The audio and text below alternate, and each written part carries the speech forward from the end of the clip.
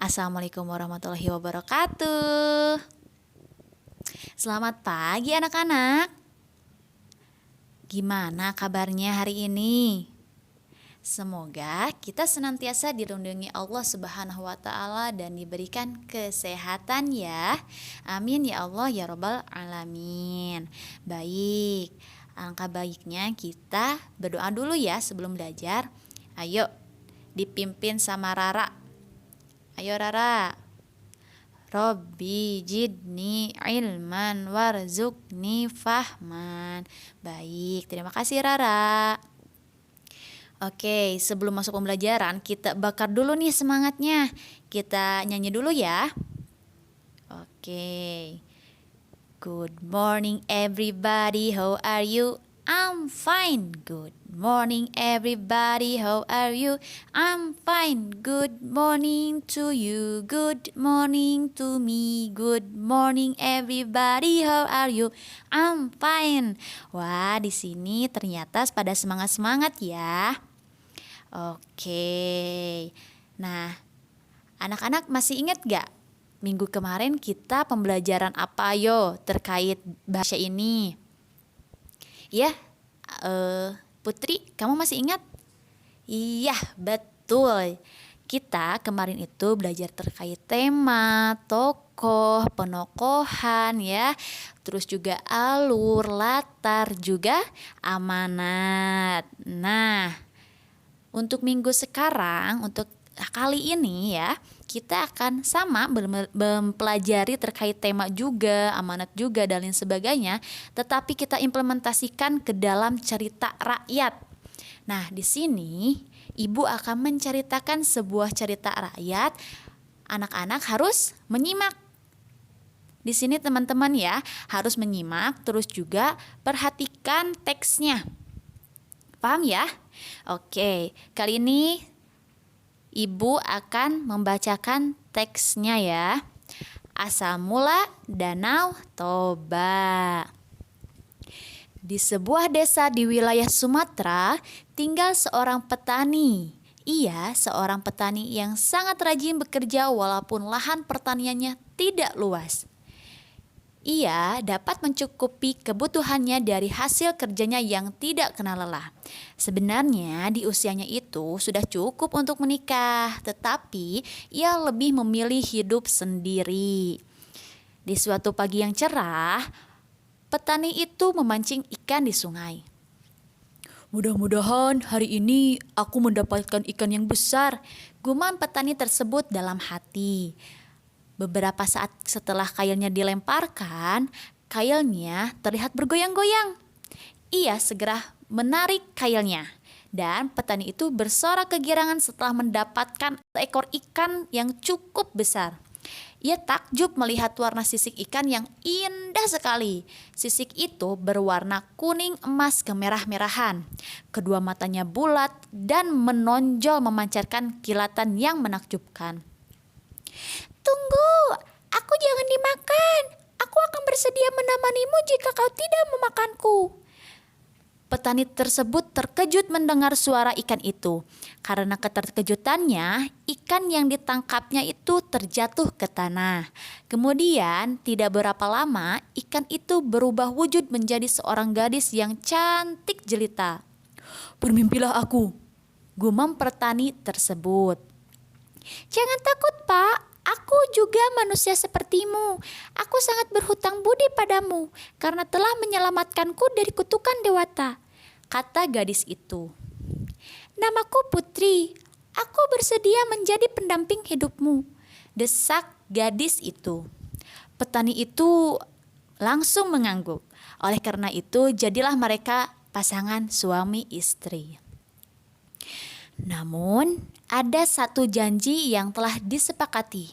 Mereka tidak boleh menceritakan bahwa asal-usul Putri itu dari seekor ikan. Jika janji itu dilanggar, maka terjadilah petaka dahsyat. Setelah sampai di desa petani, gemparlah penduduk desa melihat gadis cantik jelita bersama petani tersebut. Dia mungkin bidadari yang turun dari langit, gumam mereka.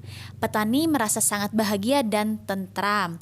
Sebagai suami yang baik, ia terus bekerja untuk mencari nafkah dan mengolah sawah dan ladangnya dengan tekun dan ulet. Karena ketekunan dan keuletannya, petani itu hidup tanpa kekurangan dalam hidupnya. Banyak orang merasa iri dan menyebarkan sangkaan buruk yang dapat menjatuhkan keberhasilan usaha petani. Aku tahu petani itu pasti memelihara makhluk halus, kata seorang kepada temannya. Hal itu sampai ke telinga petani dan putri. Namun mereka tidak merasa tersinggung, bahkan makin rajin bekerja. Setahun kemudian, kebahagiaan petani dan istri bertambah karena istri petani melahirkan seorang bayi laki-laki. Ia diberi nama Putra. Kebahagiaan mereka tidak membuatnya lupa diri. Putra tumbuh menjadi seorang anak yang sehat dan kuat. Ia menjadi anak manis, tapi agak nakal. Ia mempunyai satu kebiasaan yang membuat heran kedua orang tuanya, yaitu selalu merasa lapar. Makanan yang seharusnya dimakan bertiga dapat dimakan sendiri. Lama-kelamaan, Putra selalu membuat jengkel ayahnya. Jika disuruh membantu pekerjaan orang tua, ia selalu menolak. Istri petani itu pun selalu mengingatkan petani agar bersabar atas ulah anak mereka. "Ya, aku akan bersabar. Dia tetap anak kita," kata petani kepada istrinya. Memang kata orang, kesabaran itu ada batasnya.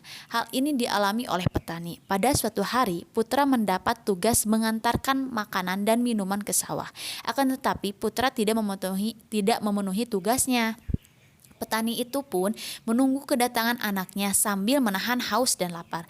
Ia langsung pulang ke rumah. Dilihatnya Putra sedang bermain bola. Petani itu menjadi marah sambil menjewer kuping anaknya. "Anak tidak tahu untung, tak tahu diri, dasar anak ikan," umpat petani tanpa sadar ia telah mengucapkan kata pantangan itu. Setelah petani mengucapkan kata-kata tersebut, seketika itu juga anak dan istrinya lenyap tanpa bekas dan jejak. Dari bekas injakan kakinya, tiba-tiba menyemburlah air yang sangat deras dan makin deras.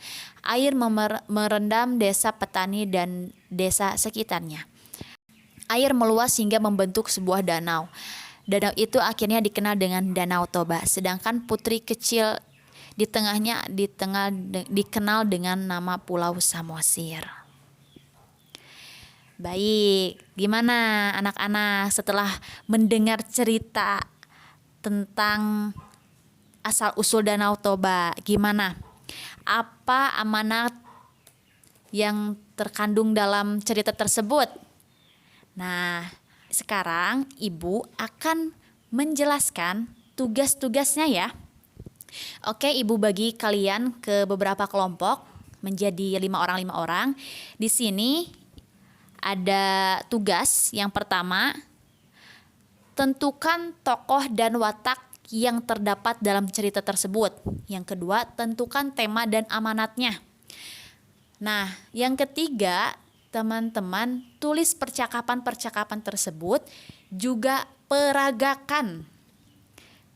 Nah, sesudah diperagakan, nanti di akhir semester kita akan mengadakan UAS, yang mana UASnya tersebut teater ya, atau drama. Jadi menampilkan bagaimana sih cerita asal-usul Danau Toba ketika didramakan, akan seperti apa. Nah, ini anak-anak itu kalian tidak sadar, kalian itu belajar terkait penokohan, terkait watak, terkait nanti bagaimana sih ketika penyebutan, ketika marah seperti apa mimik wajahnya. Nah, kalian belajar dari tersebut ya, belajar dari cerita di sini. Silahkan. Sampai di sini ada yang mau ditanyakan? Oke, karena belum ada, Ibu tugasin ya. Oke, kalau sudah, gimana tadi amanatnya? Baik, karena ini sudah masa diskusinya. Oke, sekarang dari kelompok 1 dulu nih. Siapa aja tokoh yang ada dalam cerita asal-usul Danau Toba? Siapa aja? Iya, betul. Ada si petani, terus ada istrinya, itu kan istri petani sama anak. Terus juga ada masyarakatnya ya di situ. Nah, gimana nih eh, watak istri? Wataknya protagonis, wataknya baik ya. Terus kalau si petani itu awalnya protagonis, tetapi karena kemarahannya menjadi antagonis karena marah ya. Terus kalau si anaknya antagonis ya karena nakal. Iya. Kalau masyarakat gimana masyarakat? Masyarakat juga ada yang yang menghina ya, yang menghina. Jadi ada sebagian masyarakat yang wataknya itu antagonis, yang jahat. Terus temanya apa? Ya, dari kelompok 2 nih, kelompok 2. Apa temanya? Tema di cerita asal usul Danau Toba. Iya, betul. Temanya ini ialah iya, betul, terkait kemanusiaan. Jadi bagaimana kita harus menghargai, menghormati apa yang sudah diberikan walaupun anak itu nakal ya. Terus selain itu juga harus menepati janji. Jangan sampai ingkar janji karena sedang marah ya. Terus selain itu juga apa ini amanatnya?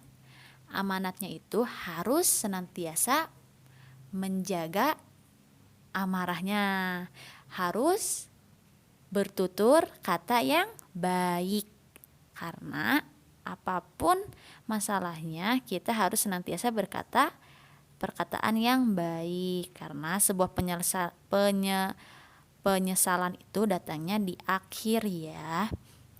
Baik, untuk tugas berikutnya yaitu tulis percakapan-percakapan dan harus teman-teman peragakan ya. Bagaimana percakapan tadi pas petani ini menyebutkan kalimat mudah-mudahan hari ini aku mendapatkan ikan yang besar. Gimana itu mimik wajahnya? Coba diperagakan sama Rara deh. Coba. Iya, bagus. Jadi ketika sebuah permohonan, mimik wajah sama gestur tubuhnya boleh ya sambil mengangkat tangan ya. Iya. Jadi teman-teman ini di sini udah mulai paham ya. Dan ingat UASnya membuat drama. Oke, terima kasih anak-anak. Baik, gimana pembelajaran hari ini? Paham ya sampai sini? Semoga Ibu harapkan teman-teman, anak-anak di sini bisa paham terkait pembelajaran kali ini dan bisa mengambil hikmah ya di dalamnya, bahwa kita itu tidak boleh berucap yang kasar ya seperti tadi. Terus harus juga menepati janji. Dan anak-anak di sini Ibu pesankan ya, tekankan sama kalian, jaga terus kesehatannya, jangan lupa tetap menjaga jarak ya karena ini corona belum usai. Terus juga tetap mencuci tangan, rajin mencuci tangan gitu ya kan, menggunakan masker. Juga teman-teman atur pola makannya. Jangan lupa terus berdoa ya, mendoakan orang tua, mendoakan guru, mendoakan diri kalian sendiri. Semangat terus buat teman-teman. Terima kasih atas perhatiannya. Wassalamualaikum warahmatullahi wabarakatuh.